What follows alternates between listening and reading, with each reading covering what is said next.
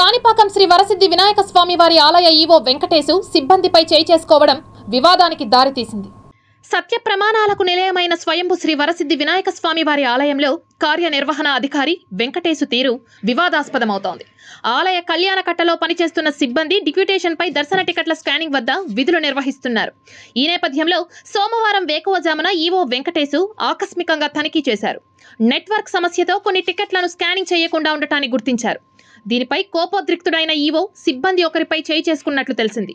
మరోసారి ఇలాంటి చర్యలకు పాల్పడవద్దని హెచ్చరించినట్లు సమాచారం.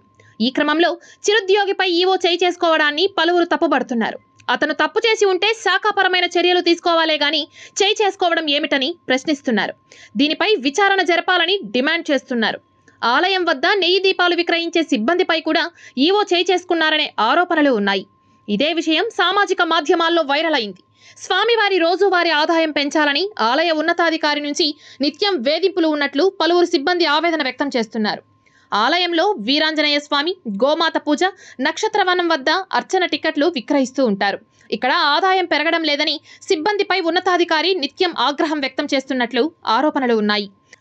నిత్యాన్నదాన సత్రం వద్ద నిధుల సేకరణకు ప్రత్యేక కౌంటర్ను ఏర్పాటు చేశారు.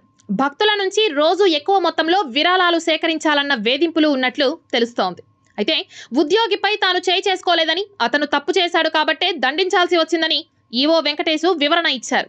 సిబ్బందిపై ఈవో చేయి చేసుకున్నారని తన దృష్టికి మంగళవారం ఉదయం వచ్చిందని, ఈవో అందుబాటులో లేకపోవడంతో విచారణకు ఆదేశించామని, విచారణ జరిపి చర్యలు తీసుకుంటామని పాలక మండలి చైర్మన్ మోహన్ రెడ్డి వివరించారు.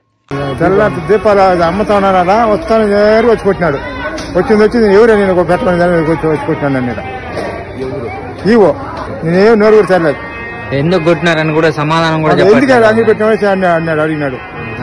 ఎందుకు పెట్టినాడు ఈ దీపాల ఏ అంగిడి పెట్టింది దానికి సరే 4 కొట్టిన అవసరం ఆయనకే వచ్చింది. ఎందుకు కొట్టినాడు అది కూడా కావాలి నాకు. నేను తెలంగాణ కంప్లీట్ ఇచ్చేసింది.